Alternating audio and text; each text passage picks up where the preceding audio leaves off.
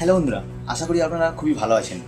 তো আপনাদের মূল্যবান সময়ের মধ্যে কিছুটা সময় যদি এখানে দেন, তাহলে বাস্তব জীবন কাহিনীটা একটু বুঝতে হয়তো আমি সাহায্য করতে পারি। আপনি হয়তো আপনার জীবনের সবথেকে কষ্টকর সময়টা হয়তো পেরোচ্ছেন।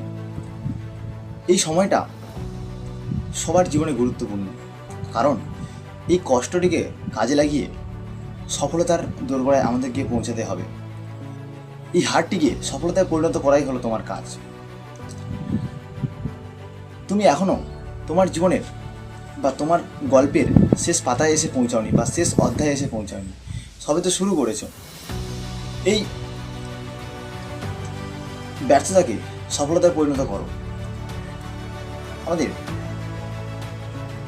স্যার এপিজে আব্দুল কালাম বলেছিলেন যে যেটা তুমি ঘুমিয়ে দেখো সেটা স্বপ্ন না, যেটা তোমাকে ঘুমোতে দেয় না সেটাই স্বপ্ন।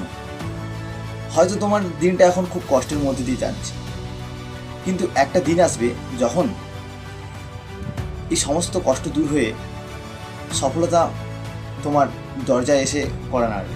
তুমি এখানে থেমে যেও না, কারণ তোমার গল্প এখনও এখানে শেষ হয়নি। হয়তো তুমি ভাবছো এই কথাগুলো আমি কেন বলছি, বা হয়তো আমি অনেক ছোট, কিন্তু বা হয়তো আমার অভিজ্ঞতা অনেকটাই কম।